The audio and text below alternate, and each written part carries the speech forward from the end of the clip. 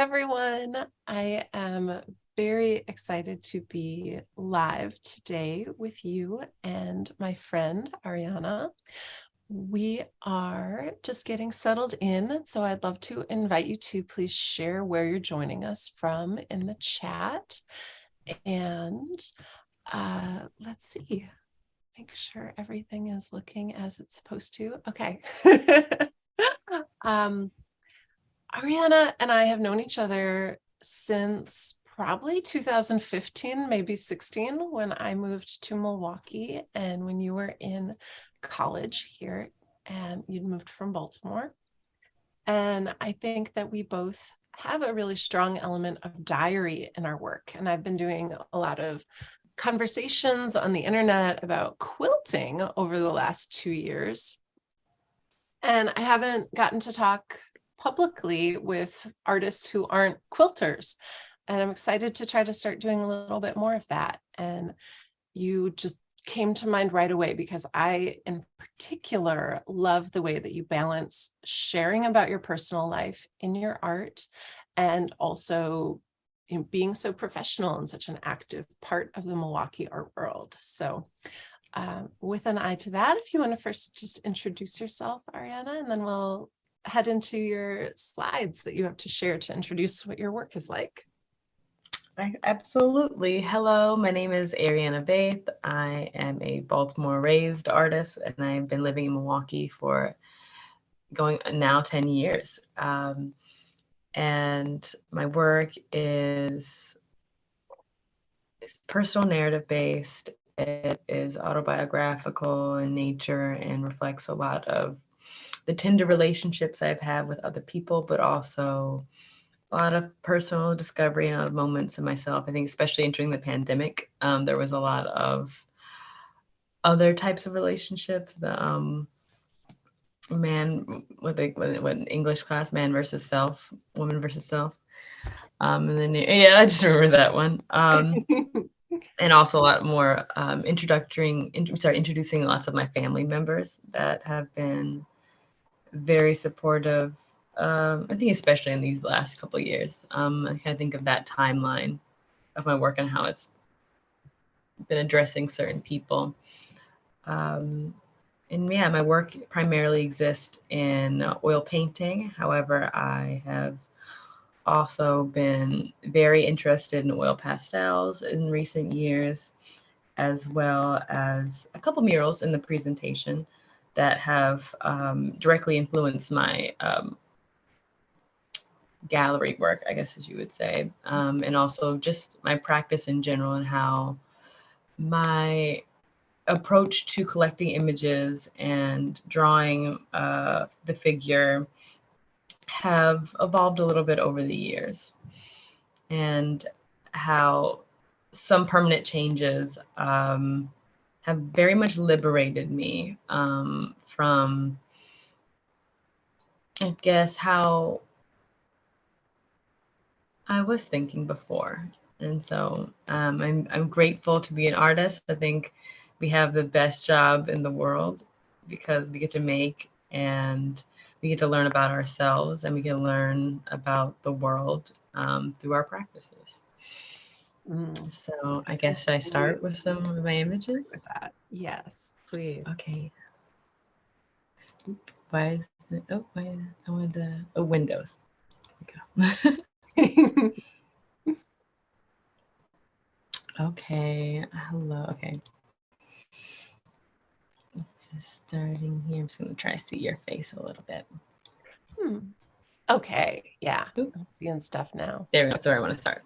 I was starting this image of myself and fellow artist Linnea Sproles. We'll see some of her work in the later slides. And I'm very much close to a lot of artists. I think that I've been talked to recently, I think in some of the talks with the UWM talk and being talked to a lot of students, they were asking me advice on like just life kind of skills or life or attributes of an artist that for this type of career, which very mature questions. And my last one, which was a bonus, I was like, this is my bonus, but now I'm thinking, no, it's kind of like number one is just having permanent friends that are not, and it's not based in comparison, but it's all based in like how we can all move forward, because we're all going to be in different stages of our lives. We're all going to be navigating art in so many different types of ways.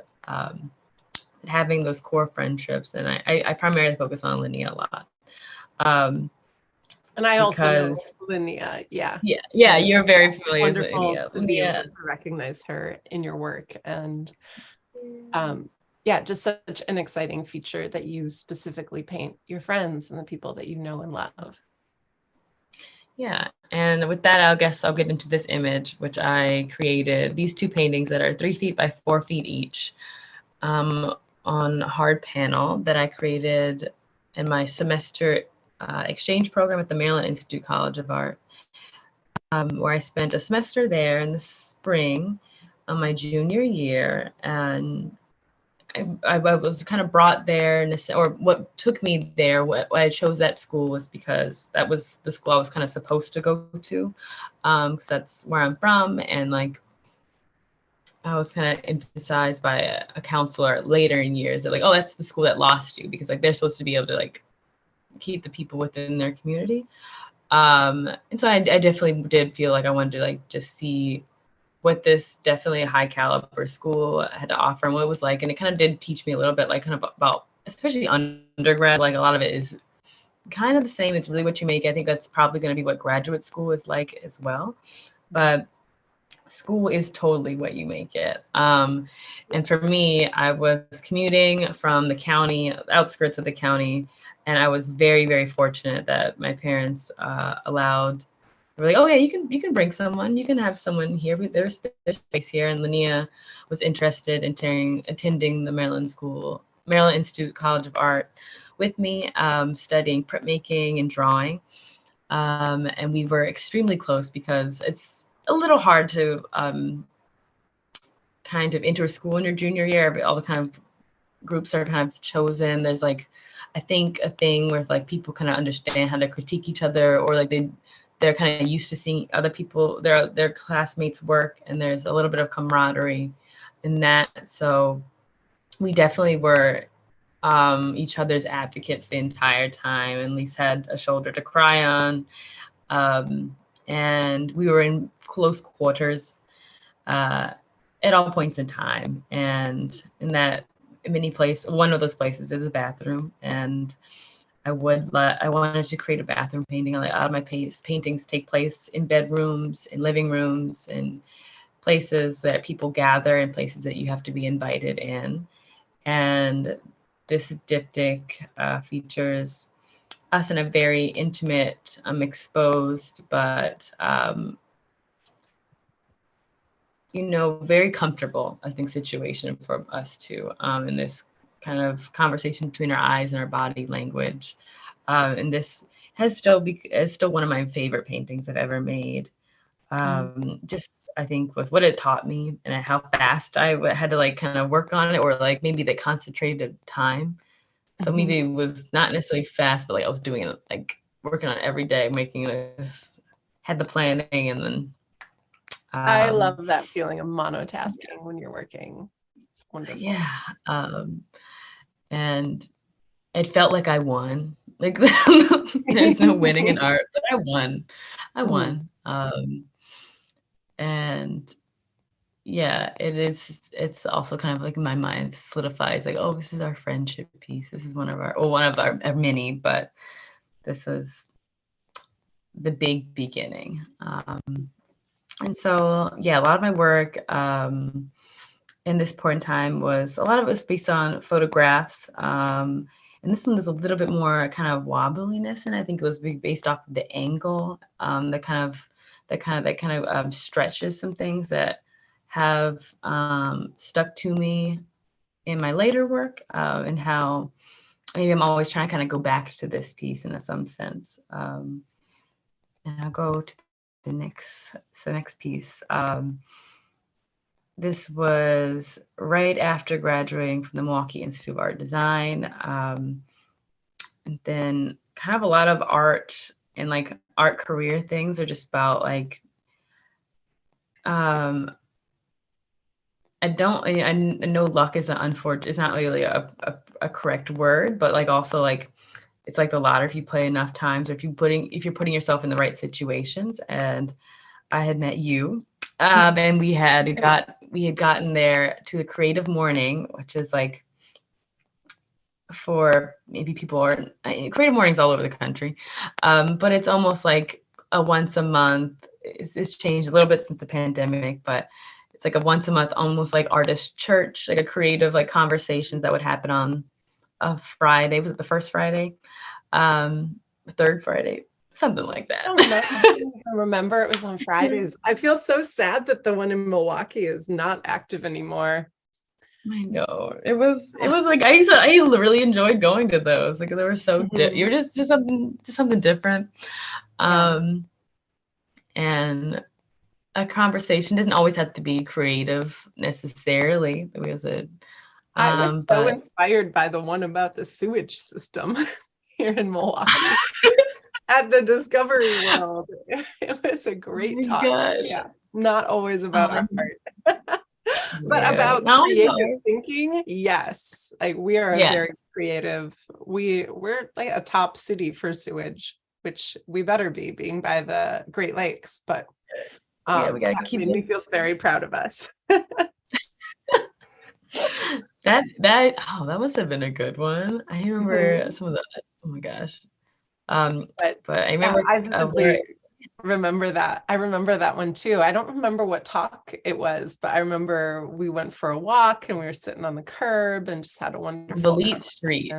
It's by by the AWE. That was where we were by. I don't even know what we were actually, where it was located, but I remember we were by the artist working in education at that elementary school over by there.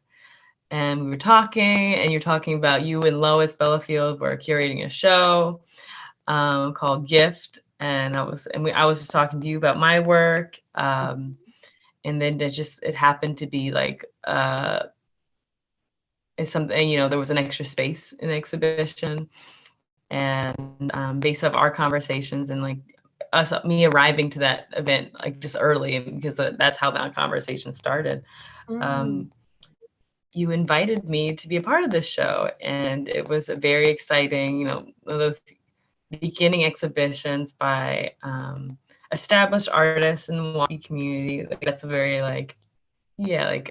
kind of mind-blowing thing to happen. I think right when you're leaving undergrad, you feel like there's like a momentum that happens. And part of the exhibition was like had interactive elements. Like, so you had our major piece, and you had some smaller pieces that were giftable in a sense. And then you had something where the artists would, particularly on the opening night, had something to give to the audience members. And I wanted to do some live drawing, some portrait drawings.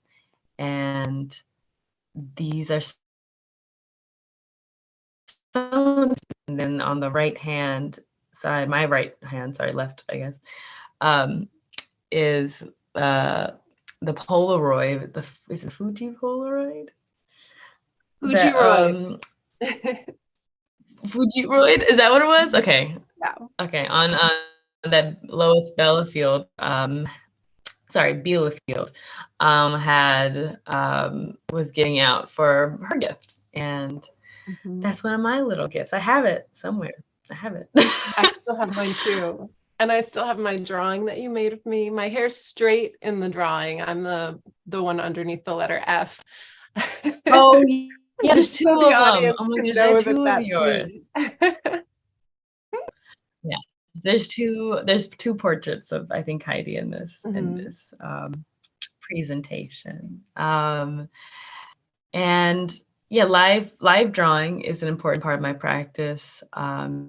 Just live study, and how that can teach me or prepare me for my other types of paintings. Maybe it's not directly. I think a lot of artists have an interesting relationship with live painting and drawing from life, and how as a tool, just like the photograph and just like using your imagination. And I also I do like the joy of like, and the kind of the test of drawing someone really quickly. And regardless of whatever they think about, they're always kind of excited of what comes out of it. And that kind of led to being involved in Anja Natanja's performance piece, that the Museum of Advice, and where people would give questions, and part of my expertise was drawing again. And maybe that was more of an empathetic, like people are giving me their questions, and instead of giving them an answer, they're also just giving me like their questions that they have about life, or some of them are more frivolous and fun, and some of them are very intimate, but regardless, they're giving me a question and they're knowing they're going to get a drawing out of it. So they're going to know that a little piece of their intimate experience. And then I was doing it alongside Linnea Sproles, who was doing her own types of drawings in this. We were doing it together, and then we had best friend advice. That was our shtick. I'd love to add a little more of a story to that one around the advice tent had all different kinds of experts. And so I gave mending advice, and I gave yoga advice previously. And I, through that lens of you ask a question, then you get advice from a dozen different people. And the feeling of being seen when you draw a portrait of someone, you look at them at least half the time. You're not just looking at the typewriter, and able to render someone with so much accuracy. I feel like this one's very easy to recognize that it's me. And there's such an amazing gift in that, but also just that feeling of, oh, that's what I look like to someone else, in a way that a photograph feels so different. And it's I think it's a great kind of advice and great kind of insight to what it is that's going on and who you are. So yeah, these are wonderful. The guests were not used to it either. The guests were not used to like looking at me, because I would like have to be like, look at me, look at me. True. And that was very like, that was a very intimate, like everyone's like, there's a smile creeping upon like all of our faces, just as like and the tension of like, that's just something that we're not used to doing all the time. And at that point, I mean, I was doing it all day, but like it's still like, everything is a little, it's something, there's curiosity like just happens. Which I didn't experience, like the real, or not the real, like that's not, it's all real. But I guess the advice giving, and the writing, and then like I got to just contemplate about what their questions were. I'm like, dang, you got a lot on you. And you're reading, and you're sitting in front of me, and now I have to look at you in the eyes as like I think about like what you're going through. Yeah, definitely. Go what we got next. Just sketches. Oh, I'm so glad you shared this one. I was looking at this on your website.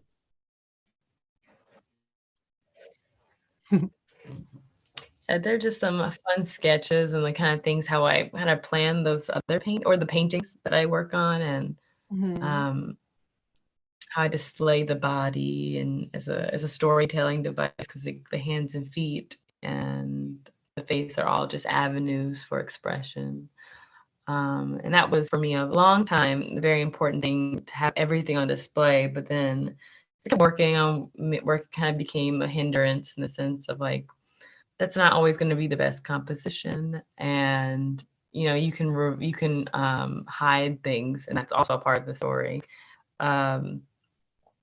But it does make a lot of really interesting, kind of mannerist looking paintings, where everything is elongated. So like, and everything is exposed, and and that has its own um, existence in my work, that it's still, it still draws me in, because like it's it's just my first instinct, I'll say. Mhm. Because I think also learning how to draw, and then like I'm like learning how to draw and paint, particularly hands and feet, and like getting that critique was like, oh, I'm going to keep putting all of them always up front and center, because I'm not necessarily, I don't want to look like I'm afraid to do something that's challenging. And then like, yeah, then there's that conflict that happened for me. And these other these 12-inch canvases that are kind of snapshots from fabrics, and they started from carpet paintings, like pieces of like rugs that would exit the piece in the composition, and t-shirts and napkins, tablecloths, bedding, pieces of the paintings that I like to see these paintings kind of all together. And forgive me, they kind of remind me of a quilt, because of like that's how I like to see them all together. Like, and in the future, I'd like to continue to work on these as like as a they're strong together. It's like the works of, and then it also lets me, honestly, it helps me let go of certain items of clothing a little easier, because it's like, okay, it's already treasured to me. And they also became a great place for commissions, because they were little parts that people could take a picture of, and it's like, oh, this is kind of flat two-dimensional thing. People kind of know how to take a picture of that. And there was just little interesting elements Ariana, something that often are. funny has started happening with the audio. Is there anything you could touch Oh with your no. phone, or it's just like a little bit kind of Oh strange and no. staticky in the back. Oh no. It's this little exclamation point. Oh no, I don't know how to change this. Okay. There's nothing that maybe got bumped or anything potentially. You're just using the I don't computer believe it's audio, right? It's the Hmm. computer audio. It's not like a earbud or anything. No, it's the computer audio. Okay. Well, I can certainly still understand you. It's a little bit okay. Well, anyways, you can carry on, and I know I've seen you in that Ariel shirt. Maybe it was she That one's became a shirt. it all kind of blends together at this point. Yeah, I'm so Yeah. glad that you shared this one. I do want us to make sure we get to kind of a conversational banter as well. But Yeah. yeah, show us the rest A of your little slide. bit. Yeah. Um, I'm going to talk briefly about those two-dimensional items were really fun to make. And I think you should find something that challenges you, and you should also find something that like you just naturally want to do. And there was a point in 2020 where I had an opportunity to do these murals alongside Lydia Sproles again, who had more mural experience than I do. And I had none at the time. And these were panels that would be installed outside. So that was my first time of kind of approaching a piece, a limited color palette. We had the same color palette. And it's about these black women, these black femme activists, these black femme and non-binary activists in our community. And instead of doing one solid mural, we wanted to split up the boards into multiple pieces because they're socially distanced. As if they're having this phone call with one another, or this video call conversation, while still like referencing it's COVID, and like staying clean, and or just just staying aware. but just giving space for these people who we had noticed in our age bracket that were doing a lot of work, a lot of free labor. And we were able to parse out a little bit of our stipend to these leaders because we were like, oh, these are public pieces, these are public images. We should really kind of honor these people. Like this is like almost like a promo. And in that time, particularly for me, and this, I'm kind of looking at Linnea's paintings and like thinking about how my murals should be, but I realized my murals had to be more painting like my paintings. And I focus on the center painting of Lady London, who is now a good friend of mine, and working with her and kind of because it's her mural, I wanted to, and because I wasn't able to take any direct photos of her because of the pandemic circumstances, a lot of things were being added, and she was like, "Can you add this? Can you add this?" And I was like, "Yeah, let's do it." Like we got to add lots of little pieces and little attributes about her, and it just kind of it was a really fun thing to work on, just without having photographs of somebody, which later kind of leads to the paintings I was working when I was at my mom's house, because I remember also kind of pronounced to me that I needed to go back to my mom and stay with her. This is a lag. Come on, go back. Okay. I need to spend time with her in her home, and it's a part of my home. Like she had moved back from Baltimore, back to North Carolina, back to a small town, Mount Olive, North Carolina, and it was a very kind of perfect situation where I was like, oh, I can stay with her. Ariana, She's a I'm thinking caregiver. She maybe has. let's pause for a moment because Okay. I can always edit the It's being video really rough. later. Yeah, the audio is really being quite strange. Is there I want maybe even if you to download leave the this while talking Zoom? about maybe some of your pieces, and Yeah, then Ariana, what if you leave Zoom and come leave the back Zoom on? and come back. Yeah, maybe that'll do it. Yeah. Okay. Okay. No, I'm sorry. Oh no, come right back.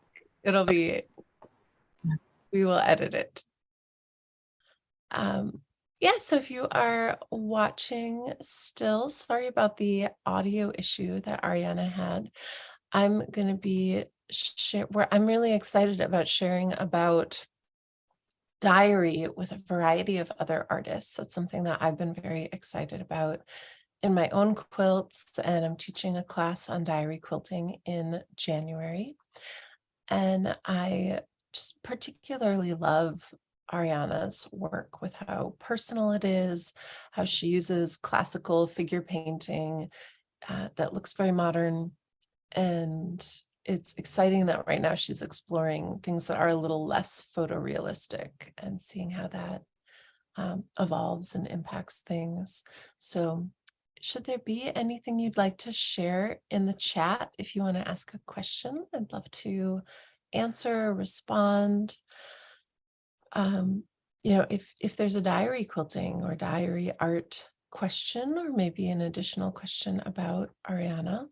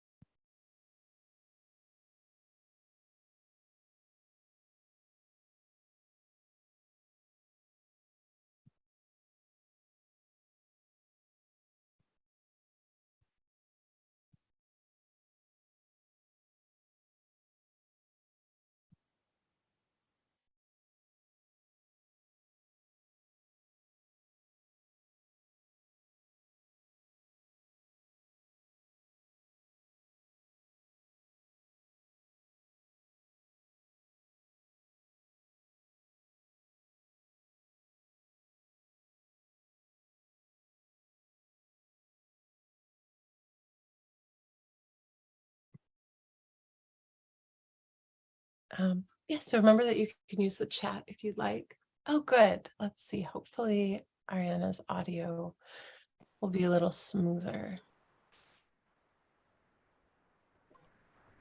Hi. Hi. Oh, that's way better. Okay, It's excellent. better. Yes.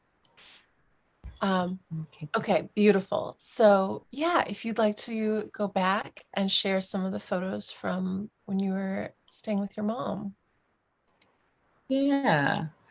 I'm going to share 2 self-portraits.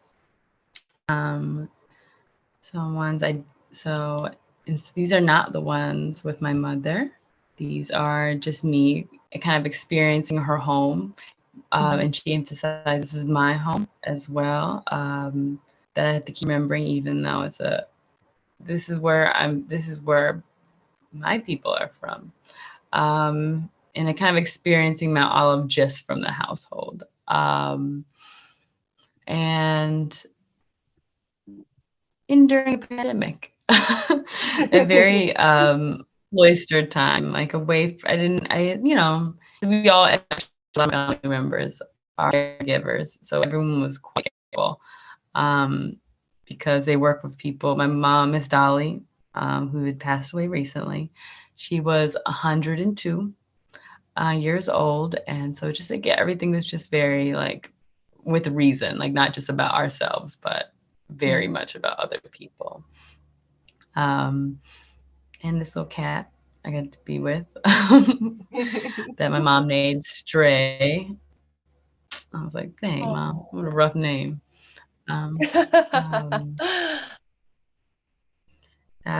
but those pieces were, yeah, all from my imagination, like drawing my self portrait without, yeah, having photographs of it, because in the rest of the series where there's paintings of my mom does not like having photos taken of her.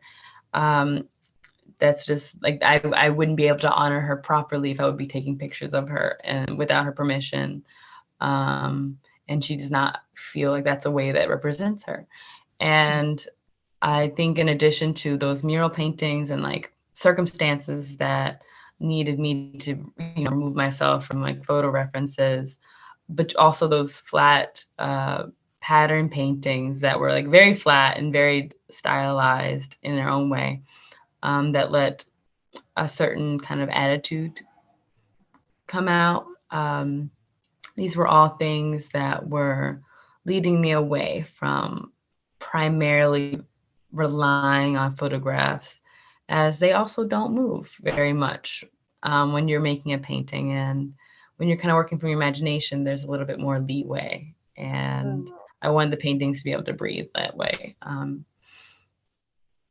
Yeah, so they didn't have a fixed, just like, all right, this is the blueprints. I want it to be able just to kind of like that. There's like Ophelia painting that like I think that had like a lot of story of like how her things were different positioning, and I wanted my paintings just to be able to move and not me just like kind of realizing something was messed up in the beginning and like kind of needing to let that go or just continue on to painting when I wasn't feeling it. So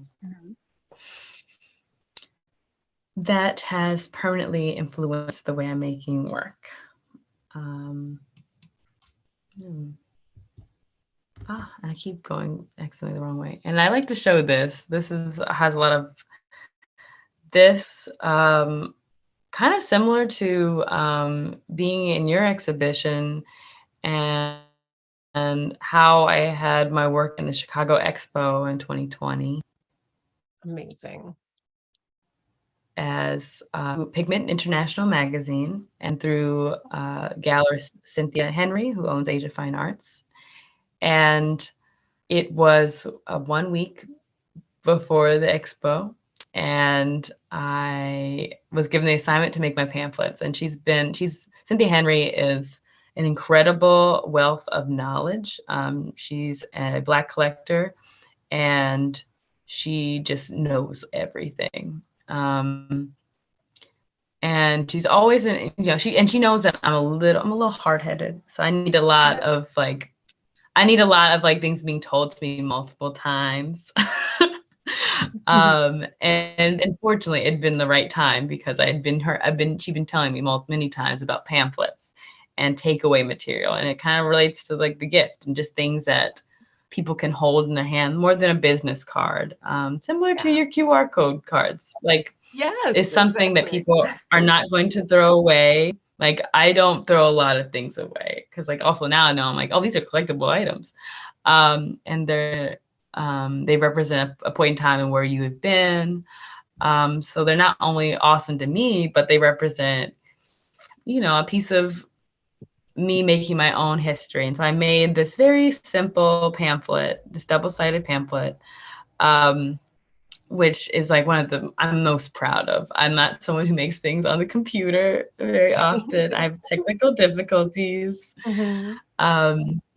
But putting this pamphlet together in the long run has also been in many applications because it just shows that like the preparation I'm capable of for an exhibition. But also like this is the real proof that this all came together between Asia Fine Arts, between Pigment International, and happening in Chicago. And while those memories are great, and like I saw it, like these, I'm like, I did it. Like that's the thing I did. And they're going to be more of these. I'm going to make more editions of different types of pamphlets as I continue on making work. And it's something people hold on to, and they have as a nice reference. And she also referenced that like not everyone's going to go on your website, not everyone's going to take the time, but they see it, they might be more influenced to go to your website. Maybe give me a second for my website, but if you can hold those pictures, you can see the images on there. I like to include this as just like I'm very proud of, and that I made on Photoshop Mix I did it on my iPad. Yeah. Just kind of very bare bones in a sense, like,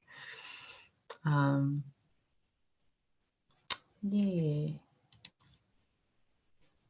And we're getting down to the last two slides. This is an oil pastel sketch of my father and my stepmother in the kitchen, about to this is the layout of the painting and how it was going to come forward. This is now currently my favorite painting. Now I'm grateful that I create paintings and they become my favorite painting because like that feels like I'm making some progress. And a little bit of from life study, a little bit of me trying to like, let me kind of crop out some of these feet. Let me like kind of make this composition have a little bit more flow, and kind of remember that those arbitrary rules I gave myself are not helping me, but they're just ways that like I'm used to working. So I wanted this piece to showcase my dad, Tom, and his name's Tom, and Miss Mary, my stepmother. And it led to this final piece that showcases one of my best friend's favorite meals when she gets to visit me or when I'm in town, which is oysters Rockefellers. That's our favorite meal. Soft shell crabs. Yeah, makes I'm a big seafood girl. And I'm a Cancer, so crabs. Of course you are. Half the people I love are Cancers. That doesn't really make sense why I love crabs, I guess, but like cannibal.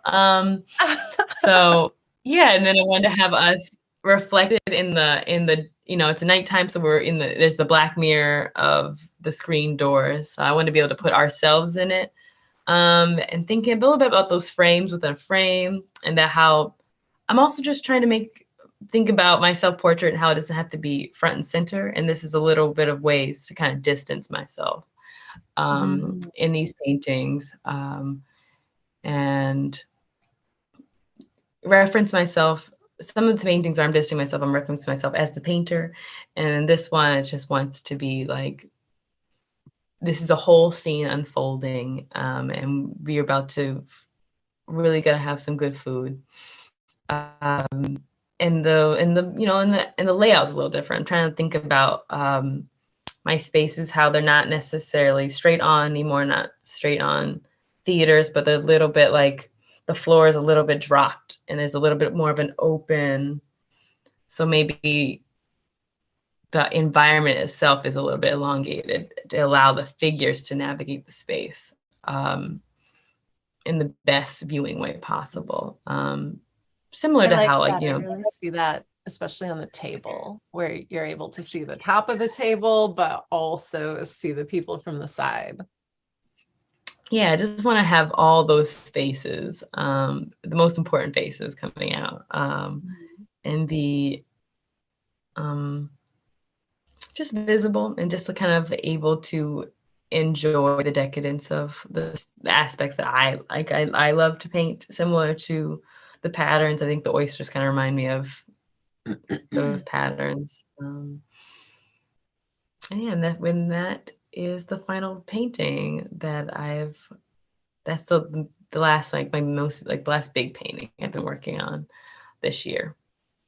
Yeah, well, and I And it love that is you in have there. that front and center on your website right now as well. Yeah, that one's up there. And then I might change it to a different one, actually. Um, one that doesn't actually even exist at the moment. It's underneath of a painting. Which I didn't get those in the slides, but I was like, this kind of is about this one kind of between the sketch and between the final image. I wanted be a little bit more thoughtful when preserving, and I'm currently um, not experimenting. I'm dedicating my oil paintings to being on gesso ground, no, not gesso ground, oil ground surfaces and PVA size surfaces, which has left the door open for more oil pastel paintings, as like those surfaces just take a little bit more time to cure. So in the meantime, I can do a lot more oil pastel drawings on gessoed paper. Things I've actually been talking to my mentee a lot about, Allison Westbrook, because the substrates are so important. I think talking to you and like listening to you, not even thinking about like, oh yeah, lint, that would be incredibly awful to look at. Just like I hate that on my own clothes. Like you can't. There's only so many times you can take a razor blade to like do it. Oh, well, thank I'm you. an expert at this. Thank you. Yeah. So there are yeah, a couple really key exciting things that you brought up that I'm excited to share a connection with. And I think just as I heard you sharing, I thought there's a slideshow that I've prepared for the students in my diary quilting class, and I want to share just a little snippet of that about one particular quilt that I made recently. So, Ooh, I wonder if it's the one I've been thinking about recently. Okay, oh, well, you have to say first, which one have you been thinking about? I've been thinking about the one with the dark one with those chairs. I've been Oh. thinking of that piece. It's okay. I gotta wait. I gotta go to the artist talk. That's what Derek Yeah. Adams said. You gotta wait. You gotta wait. You gotta wait. That's the newest one. And you saw it when you were at a studio visit in my house. I'll share a little bit about that one too, if that's the one you're thinking about. But I am excited to share about this quilt that I made about my grandma Mimi.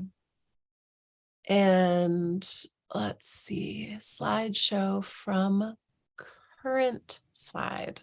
Always important. So here, you know, I'm inspired right now by our mutual friend, Elena Purnell. She's also a mentor right now. And you and I and Elena are mentors with MARN, the Milwaukee Artist Resource Network, which is a wonderful community center that we have here in Milwaukee. Lois Billfield, who I co-curated Gift with, she is now organizing the mentee program at Marn. And so Elena does a lot of photographing her diaries, and that's an important part of her work. And she's going to be live with me talking about that on Wednesday, December 28th. So that'll be something fun to tune into. But here, when I was a kid, especially, I had a lot of diaries, and this is a diary that I made as a travel diary because I was going to visit my grandma Mimi in Santa Fe, New Mexico. I love how it begins. Dear journal, today we worked on tiles and killing flies in the morning. And for lunch, we went to Old Mexico Grill. So we were just, killing flies in the studio and cleaning. And there's are some fabrics that I pulled.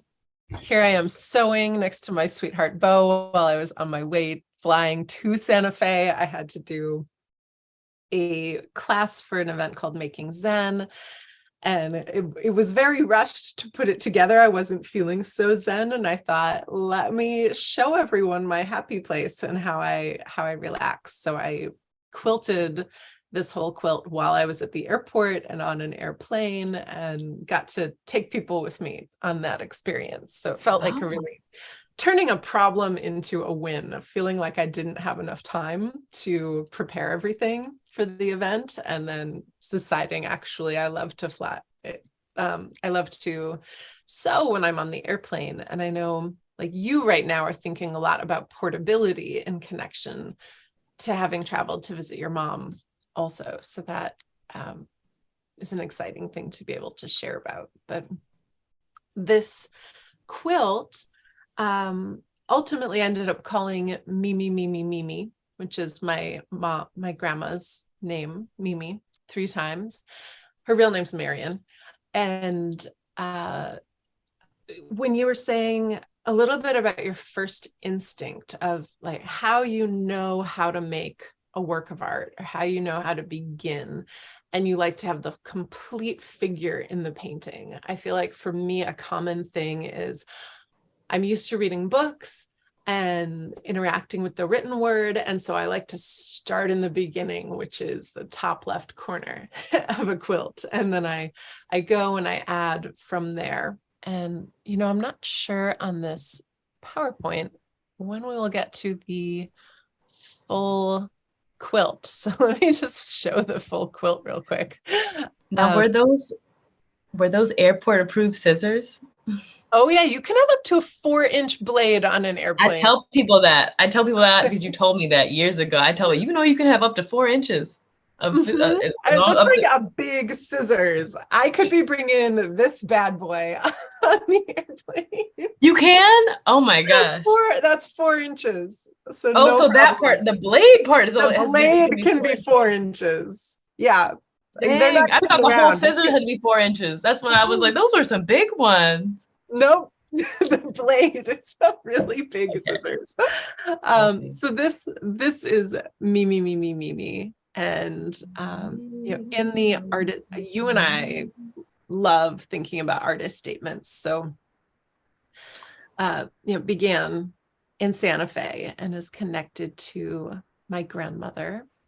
And now I'll go back to the PowerPoint where I share the story of how I made the quilt. So I like to start in the top left corner when in doubt. I think it's really important to just like get in there and get going, and not like fart around for forever. And I think you shared about that in your lecture that I watched with the Artist Now talk as well, that at a certain point you can't be just sketching and sketching and sketching. You have to dive in. So this is part of what that quilt looked like in the beginning.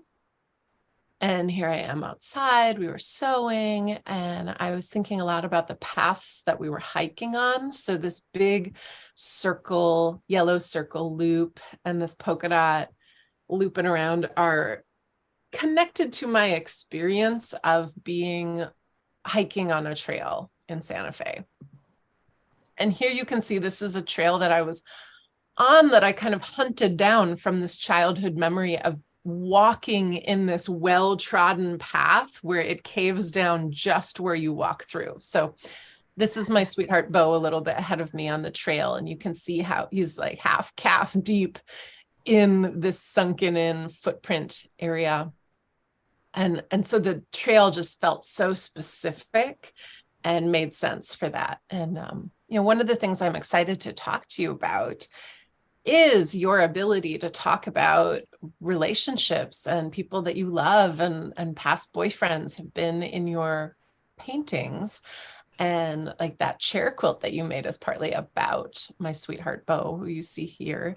And even just him in Santa Fe with me, the quilt became partly about him because he was traveling with me. So this is us in Abiquiu, Santa Fe, Abiquiu, New Mexico, where Georgia O'Keeffe spent a lot of time. And while we were hiking in Sankaway with those sunken in paths, the weather changed real quick, and there was a once in every 50 years level dust storm where you just couldn't even see the mountains anymore. So I decided to just add some bits of dust, especially it was on the first day when I was teaching. We had spent a week traveling in Santa Fe as a vacation, and then a week teaching students. And this was a really convenient subject, the dust storm, for demoing the running stitch, the ladder stitch, the whip stitch, the reverse applique, the long skinny line, all of these things that they might want to add. There was also a fun bit of drama of learning about Juan. Do you know about Juan, Ariana? No. And O'Keeffe? Oh, So no. she was married to Alfred Stieglitz, who's a gallerist, art world person for a long time. And then when he passed away, she developed this important friendship with Juan, who is a younger man who, like, he was born John, and just, I think, thought it was cool to be Juan. But so there's a lot of drama about him having access to her money and inheritance and all these things. But this is a photo of the two of them. This is a photo of one of her letters that she wrote to Alfred. And I didn't realize how hard it was to read the handwriting of Georgia O'Keeffe, but she's famous for the letters that her and Alfred wrote back and forth to each other. And I can read the bottom line. It says, "A kiss to you and a good Sunday of rest." And I liked this idea of letter as diary that she was engaging with. This is some art made by Juan, and it shows up in my quilt in the silhouette of this big circle that I made. So I tried to copy as accurately as I could the outline of his art and put a little bit of him in there. And when you were sharing about allowing the painting to move and to show more than one thing at a time, like in the tabletop, it reminded me of one of my favorite things about being a two-dimensional artist, which is that I can show a lot of things in a work of art all at one time. And you're not at the mercy of, you have to watch the whole movie, or you have to read the whole book, or you have to listen to the whole 3-minute song, and you can't be everywhere at one time. And two-dimensional art, you can be in all of those moments simultaneously, and you, the viewer, can choose which part to dive into and then zoom out of. So here are some polka dots. These are her real handkerchiefs. There's been a real movement in displaying more of Georgia O'Keeffe's clothing in the last few years, because she sewed a lot of her clothing and was just very, very thoughtful about what she wore. So I had felt hesitant about packing these polka dots in my fabric pull, and then I felt so gratified when I saw that she wore that print all the time. This is an artist named Gasoly that we got to see his indigo. He's an artist who lives and works just outside of Santa Fe. And again, you can see the weather just changing on a dime. So some of his indigo dye ended up in the quilt as a reminder that we got to meet him. So here in the bottom left corner is a little piece of Gasoly's indigo. And this is the quilt at the point when I left Santa Fe and started to head home. And so it's really, not the abundant, rich composition that it was at the end, but it's a start. You can see me outlining my hat that I was wearing. And the Sankaway Trail map is very subtle there. This is the map of downtown Santa Fe. Here are my students, some of my students' quilts from class. They didn't all fit in one picture together. And then here it is when I had a lot more done at home. This is the little O'Keeffe viewfinder that we put on a lot of us students put this on our quilts to remember being at the museum. There it is. And there's the map of Sankaway. This is a tumbleweed from the dust storm. This jackalope felt really special. I've got a photo of the jackalope store that's in Santa Fe that was there back when I used to visit my grandma when I was little. And so that reminder of seeing that part of the city. Here's my hat. There's the hat, the bird's eye view of that hat. And I like that, it's a little confusing. Is it the top of the hat or the underside of the hat? The same hat is in that black quilt that you were looking at as well. And it's like it inverts and it's so hard to see. Is it the top of the hat inside or the underside? I guess it is the inside because the straps, no? Or is it like you can see through and you can see the strap? But yeah, it's one of those. I think it's the underside. Those 3D models, yeah, where you can see the whole thing at once. These are the juniper leaf, and these are the milagros that I bought, which are just such a beautiful tradition around healing. And my lips get so dry. I'm used to the Great Lakes, and I go to places like Santa Fe and my lips just peel and feel so dry because of the desert air there. So like I wanted healing for my lips. I bought this milagro for my eyes because I've had a lot of floaters in my eyes lately. And so I feel like these bits are referencing both the floaters in my eyes as well as the dust in the air, as well as there's something about this needle lace that looks like a dried out cactus skeleton. It does feel like that. So just these little, like we did a lot of trading fabrics. This is a handkerchief from Sam in class. Here's more hiking on the path. I love how deep this one is. That is so narrow. Oh my gosh. Yeah, it's just, it's like this really vivid childhood memory. And so, there's something to me amazing in a work of art like this where I can push myself back to think about when I was in the 5th grade and then also think about the present moment. And it can also kind of jump me forward to like, I need to make sure I come back here again. Or thinking as well about like, I love that I'm dating someone who had this experience with me. I want to keep dating Bo so I can keep knowing someone who was here. And it, that kind of future thinking that's really interesting. This is a constellation of a rabbit that I was inspired to add because of Chris Roberts Antiu. She's a textile thread painter who is incredible, who owns an artist-owned gallery in Santa Fe. And I was like, damn, I didn't even really know about that. She is a savvy businesswoman. This is my indigo from Gasoline. Here's me and Bo at Ojo Caliente. We smeared ourselves in mud. It was like a healing experience.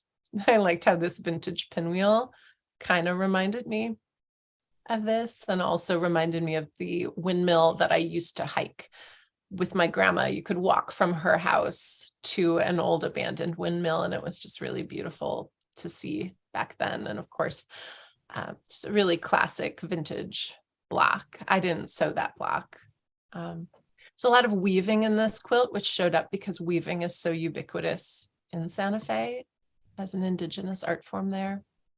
Here I made my quilting arm out of weaving. And then here's my a fancier milagro that I bought as a necklace pendant to help keep my quilting arm in good health. as well as my eyes with less floaters in them, or at least not noticing them as much. So here's the quilt partially quilted and then fully quilted. And that transition is so exciting to me. This is a tank top that I used to wear a whole lot. And I liked how it looked like a mesa, like the mountains from a distance in Santa Fe, or just in the Southwest in general. And this is where the armpit slopes down to have been a tank top. And it's just held in place with the quilting. You can see there's a lot of safety pins there. So it's only quilted in place. It's not traditionally pieced or appliqued in place there. I think it's the last one. That other stuff is secret, only for students in class. That's good. Let me just get that was beautiful. Oh my God. Yeah, it's a really exciting quilt, and has just been a really special quilt for me. I was able to get it into the Quilt National exhibit, which happens at the Dairy Barn, which is a really exciting quilt space. And my grandma right now is in a memory ward and is 90, either 91 or 92. I should know that more accurately than I do. But she just has not been herself for a very long time. When I moved to Milwaukee, she still lived here in Milwaukee, and I would help her with her groceries and kind of facilitated some things while she was in a senior citizen housing. And then since then, she moved down to Florida and was with my mom. And it's what Esther Perel is a therapist that I like to. I know Esther Perel. Okay, yeah. So Esther Perel talks a lot about ambiguous loss, where you lose someone, but you can't really put your finger on like the moment of loss, or where the loss is confusing. So my grandma hasn't died, but my grandma also doesn't remember much about who she is and can really only say like yes, no. She can't have deep conversations. So for me, that quilt being there is a lot of trying to remember the grandma that I felt most engaged with, the version that I want to hold on to, and a way to kind of gently say goodbye as well. It's these ambiguous layers of saying goodbye, and so that's a really important part of the quilt as well. But yeah, definitely a kind of ongoing favorite. I wonder, how does the painting impact like friendships? Like I would think, oh, if I was going to date Ariana, I better be ready to be in one of her paintings. Or, like how does that work for you when people are in your art? Or, like for me, naming a quilt after a person that I know and love, like just how does all of that feel for you, and how do you balance it? Yeah, some names kind of jump out more than others, and then they stick with what they are. And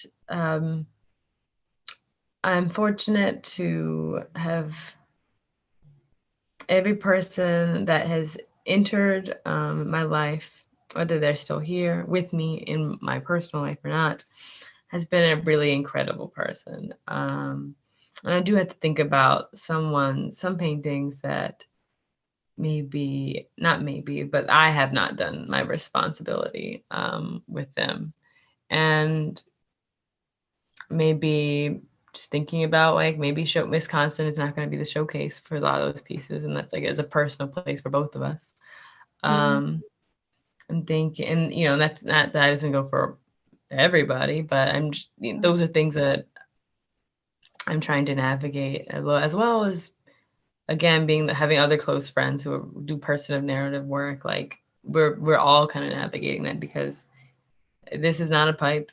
This is it again. Yes, totally. This is not a pipe. I mean, I think I feel very much like you were a student when this became an important part of your work. And so you probably didn't have a really resolved way of knowing how to navigate all of those subtleties around permission and also working with people who are also young, who maybe don't fully understand what it means to be in someone else's art. Or yeah, so I imagine that's something that's evolving. And it sounds like your thoughts around when and where you exhibit things are part of how you are thoughtful to the people who are showing up in your work. Yeah, and as well as, I think now with the way the work is moving and maybe not needing it to be so tethered to realism, that also has opened up space for everyone. For me, as someone who's does have to make these works and think about it, and yeah, there's been times where I've learned major lessons, and I'm grateful I learned them in time, Mm-hmm. before it was, before it was too late. Mm-hmm. Um, and yeah, it's hard to maybe describe, and and I'm gonna be making lots of mistakes because, like, the personal. I'm the person who has the power in these situations. I mean, like in most parts of my life, most we the artists don't have too much power, but like we don't. There's this But one little place in this the one world where little you're thing. the master of the universe in your own being. Like, But that does have like, that's still like a voice to other people. I mean, it's still like that still um projects to certain people like a certain amount of authority.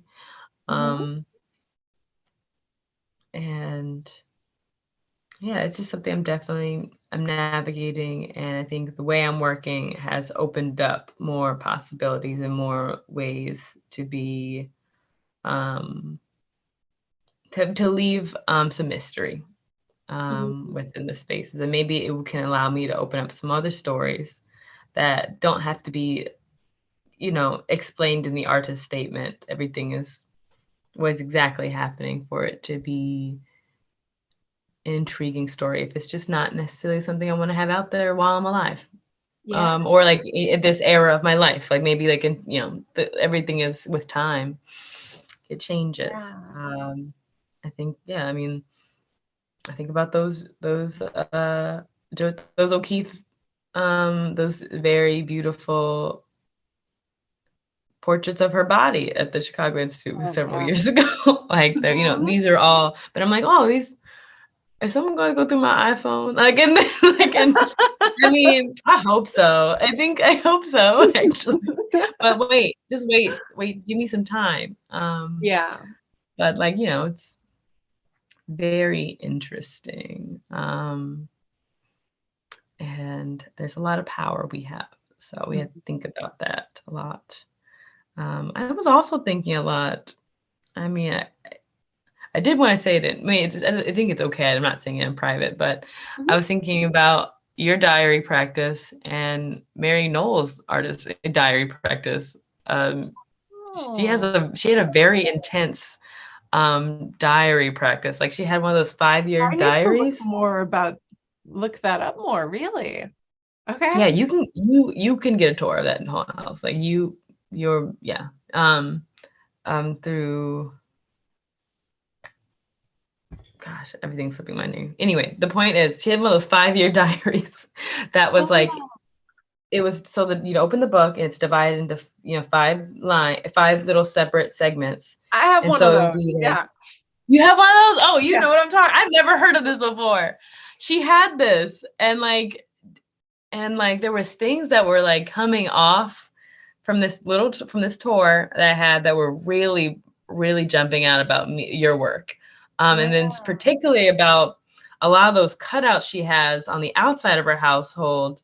And like she was using the cutoff pieces, which like directly reminded me of what you were saying about your cutoff pieces and your Yeah. quilts and keeping all those together. And don't have any more to say to that, but like it just definitely, I was like, "Oop, I was thinking about you." Oh, I Just love like that. direct things about your artist practice and her artist practice that were linked up centuries Oh, apart. neat. Yeah, yeah.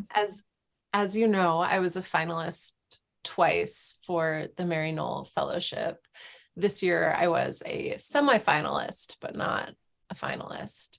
And that's on the established category. And you received the Mary Knoll Fellowship as an emerging artist, which was just really exciting. Is that part of why you were on that tour? I got on that tour because I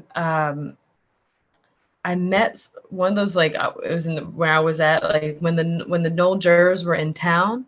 Mm-hmm. They went to that Marne exhibition. Thomas James was there, Uh-huh. and yeah, we were able to talk. And so I was like, "Where do you want to go? Do you want to have a party?" I'm like, "Oh shoot, what's party? There's no party here. There's no food in here. There's no food open in Milwaukee past 10 p.m. There's no good food." It's I'm challenging like over time. promising, like trying to be like, "No, it's a cool place. Mhm. Where's the food?" And they're like, people are like, "Oh, you can go eat here." I'm like, "No, Oakland Euros is open. Oakland Euro's not bad. It's just fun. I Like, like that's not Oakland bad. Euros. Yeah. I'm not gonna hate on Oakland Euros. No, It's I like open. that's where me and Bo go when it's late. Yeah, I love Oakland Euros when it's late. But it was just far. Yeah. And I was trying to think of like just on the fly, like Hmm.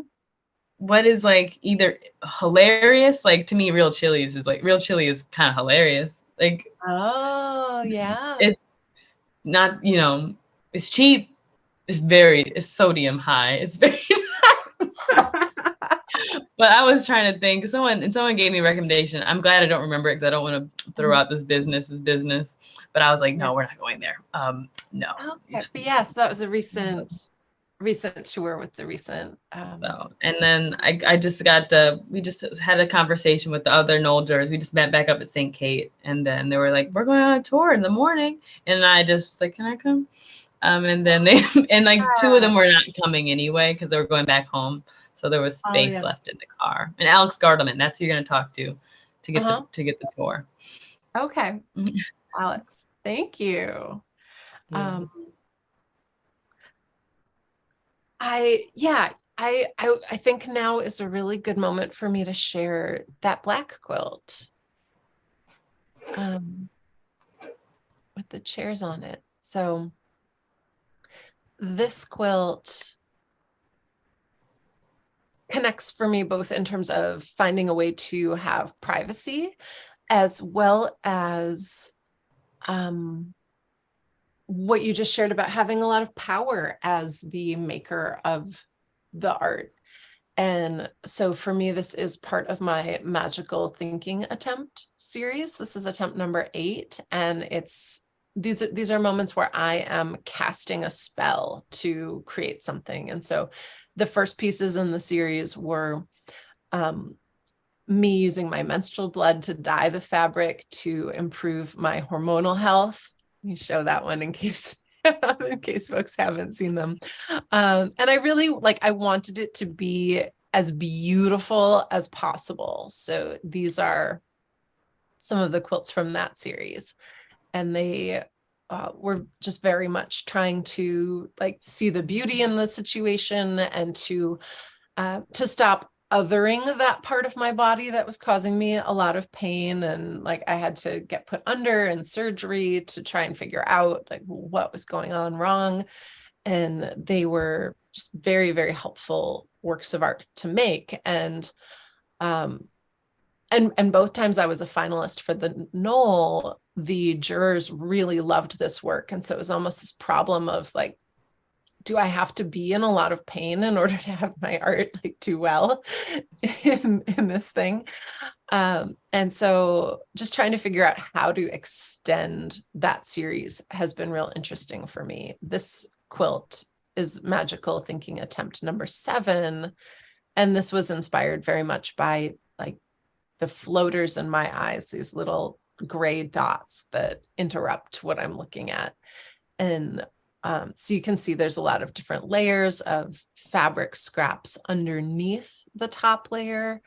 And they disrupt my view and the viewer's view. So it's kind of putting other people in the situation that I feel like I'm in, but it's something that I'm hoping making this quilt at least helped me think about the floaters in a different way. Like they remind me I'm looking at the world through Heidi's eyes, and that I don't have this universal viewpoint, for example. And also, again, remembering that they're part of me. They're not like separate or other. Even though they look like they're out here in front of me, they're actually here behind my eyes. So like remembering they're a part of me. But here, this piece is, while I'm still trying to think about my boundaries and how I'm sharing about this piece, it's something that I am trying very much to manifest. It's a change that I want to make in my life, that I am using this quilt to cast a spell to create and to also kind of process and think through some things that are going on. One part that feels very public is it's just about like how I want my home to be, but it's also about relationship. And so here I'm noticing the sequence of the moon and kind of an important moment of decision and conversation. Here's my hat again. There's a lot of furniture, both pairs of chairs and single chairs and the couch. And I like those as three very different ways of relating and being, more independent and then more joined. These are some tally marks that I was embroidering at a Marn lecture. So being able to work on things in a really portable way is very helpful to me too. But I love this idea that I could be casting a spell or creating a change in my life with the work that I'm making, like with my quilt, and having that kind of an impact. And I think, for a lot of us, being able to tell our story is important. Like it's really neat to me to be able to see your dad in your work, and just emphasizing the importance of those relationships with your loved ones. Yeah, my family's pretty awesome. I don't know. I'm very, very lucky to have really awesome people in my life, including you. Yeah. I think maybe a note to close on is I was really engaged in a conversation that you and I had at Marn recently around portability. And, I was just sharing how I was like embroidering all of these tally marks while I was out and about. And there's a lot that I share about where I'm kind of always have my little tote bag with something to sew every time I leave the house. And I wonder if you could share about how, because a lot of times you're making these giant paintings, and what are some of the things you've been doing lately to make painting more portable? I have been. A lot of those paintings were getting smaller, specifically when I was going to Mount Olive and I was taking Southwest, and knowing that I'm only going to be able to work on things comfortable, like just like on a be able to move things around much more comfortably just by putting them in my bag and moving them with my luggage. So these paintings were becoming 18 by 24 at the maximum size. Also just giving more ability to try more compositions. So more like, just more ideas, and just breaking them up. And I'm in our home, but it's her home, obviously. And just being able to just comfortably work, and like she definitely made a space for me. Again, very, very lucky child. But not but and so that size was really a challenge, but also making sure I was working just comfortably. Or just no more explaining compositions was a little bit better, and like, all right, this is not gonna work. It was like there was a lot of canvases that didn't get finished. Just so I can keep just to work immediately. and not feel like I'm going to just keep thinking about things and keep drawing this word and over in pen, and then not taking it to that next level. A lot of drawings recently. I even have one with me right now. Let's bring it over real quick. Yeah.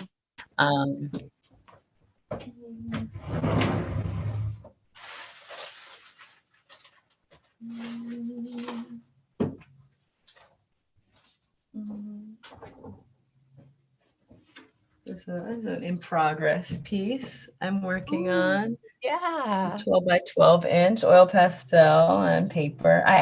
Blake accidentally mailed me a drawing pad. So I was like, I'm not returning that. It's mine. Yeah, definitely. Yeah, that was foolish of them to ask for that back. Anyway, so I got that, and I got, and so I just thinking about how I can explore a certain ratio, just 12 by 12 inches. And it's actually, as I've been exploring making things this is linen. I've been working on just mastering a little bit more of the linen. I've been having a lot of advice from other people. But this is PVA size, then oil ground on linen. It takes a little bit longer. Also, but the size is a lot more easy to navigate than something bigger, because what I didn't know about linen and canvas, when you put the PVA size, it doesn't tighten it. Like that gesso just makes it real tight, like a drum. This does not. But when you're working small, it doesn't necessarily matter as much, versus when I'm working large, I got to retighten it. The linen is strong, so it's really hard. It was a lot more physically hard to stretch, like re-stretch over and over again. So just, again, practically, this is a masterpiece size. How can I get more comfortable? And this is like why I think I wanted to make sure all the oil pastels were like a similar size, kind of similar pixel in the comfort level I was working with. So I took up all the pages and taped them either down to the squares, or actually a rectangle would be more of sketches for a larger canvas that I have that I'm going to utilize with a layer of oil ground on top of that, just to have a more a base that's working for me, just stronger. But these sizes, while I can do something very special on these sizes, and they're easy to put in a small car. I don't own a car yet. I do have my license. That was a big thing. Getting my license was a really important thing, just to be a person who can move myself around. Especially you can only rent, I think, a U-Haul, I think, until you're 26. I mean 25. Yeah. So like in my head, I'm like, okay, now I have to get it, like, because now I don't have an excuse. Because now I can rent a car. That was my excuse. Like, I can't even rent it anyway. Yeah, so those sizes, while they were intimidating in the past, because I think in school you're like, go bigger, like exercise your arm. But now I'm like, okay, how can I make important? It's easier you can scan a smaller painting in a very high resolution scanner, if everything's dry and not going to mess up the scanner. So just thinking about the pros and cons of both those things, and being able to move your artwork further out into the world safely is easier when it's going to be smaller. So the one rough thing about now figuring this process out for these is, like, I'm a little scared to work on them, because I felt like I've worked so hard on it, even though I can just put more oil ground. If I mess it up, I can just oil ground it over again. But now they just feel, the texture is like glossy wall paint, like something like children want to draw on glossy walls. Like, it's just very tantalizing. But I'm like, I feel like linen does that to me too, because I quilt with both cotton and linen, and there's this fancier, more expensive element to the linen. And also the quilts that I've made with linen are so much heavier than the cotton quilts. They just like, they weigh so much. And they look, and they're like lighter, they're see-through. And I'm like, so when I first got it, I was like, or, this is, could probably be a little higher quality linen. We're starting to, for me, we're starting here. Yeah. I was like, oh my gosh, this is mesh. This is nothing. And then as I was working on it, and then I was like, oh no, this is high quality. It's just, it doesn't require as much. And then I'll understand more as I get up to a higher thread count, I think. Yeah. And it will be harder to stretch, I'm sure. It'll be even worse. Oh my gosh. I don't have the physical strength. And those might be 2-person jobs. Yeah. To ask for help. I'm sure Linnea will be there. I've been trying to get her on canvas. She's got a big canvas frame that was bestowed to her, and I'm trying to get her to do a painting on a canvas. At least let me help her stretch it, and then we can unstretch it, and then she can paint it on the flat wall. So she doesn't. And so she's, you got plants. We're both, like I said, I'm hard-headed. That's why we love each other.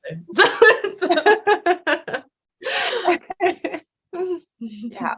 Oh, well, thank you for sharing about that. It's really fun to hear about like how influential the fabric is. And there's a real excitement for me also when I'm working smaller. There are a lot of, partly because of the VAR show that we were in back in 2018, 6x6. I make a lot of 6-inch by 6-inch quilts still. And they're a great size to get an idea out quick, and they're more affordable for people who want to purchase them. And there's just a lot of really exciting things about working smaller. The painting with your dad and the food, what size is that one? That is 4 feet by 5 feet.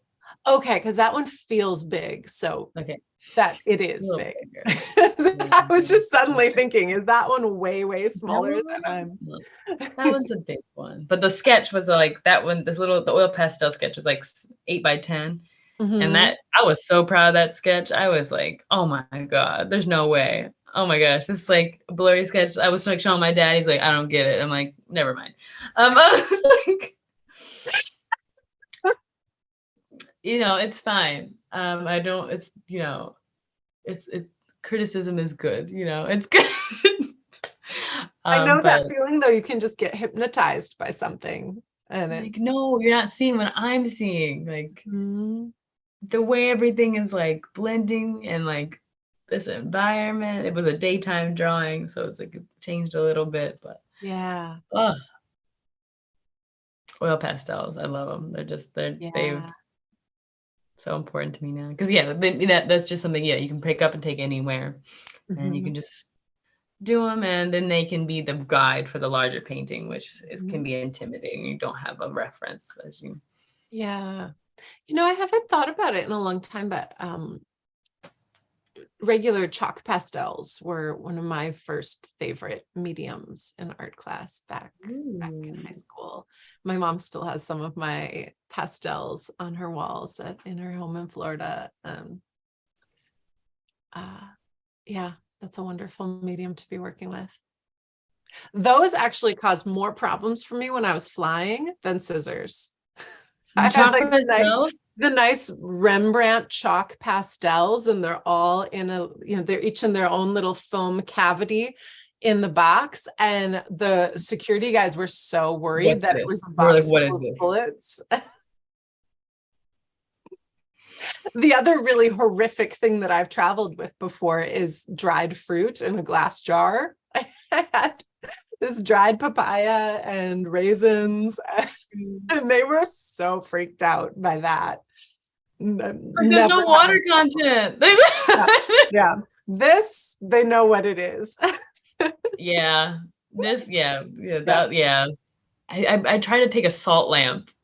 I had they let me take it, but the guy was heckling me. He's like, "What is this for?" I was like, "I don't know. I think it's pretty." He's like, "What is this?" I don't know. Oh, yeah. Oh my goodness. Well, Ariana, thank you so much. This was wonderful to get to talk with you and have you share your work. And I'm excited to be able to share the recording as well.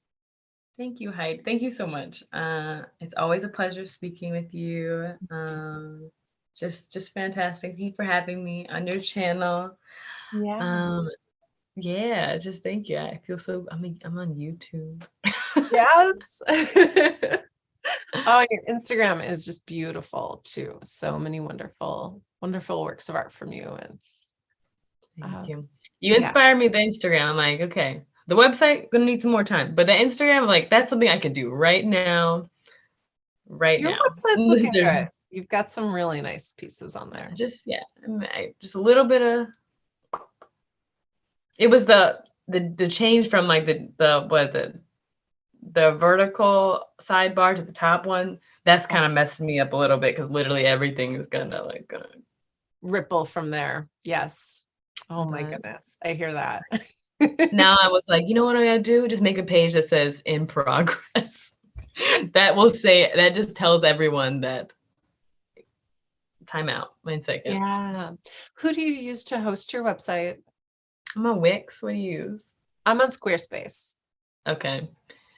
Maybe one of those things I transfer over in the future. I like I don't Squarespace a lot. mind my Wix. A lot. Wix Squarespace. Especially if you have interest in selling your work yourself on your website. They have a really nice interface for doing that. And my top thing that I wanted was to be able to scroll through the gallery the way that I just did in this presentation. So to be able to, all of my quilts are on there in chronological order. I can keep adding them to infinity. And then when you click on it, you can see more detail photos. And that, Yeah. like, that was really key for why in 2014 I chose Squarespace. Okay. You're selling it to me. Yeah, it You're worked selling good. Well, okay, we will say goodbye. Thank you so much. I it. really, really appreciate this conversation with you. Thank you for having me. Good night.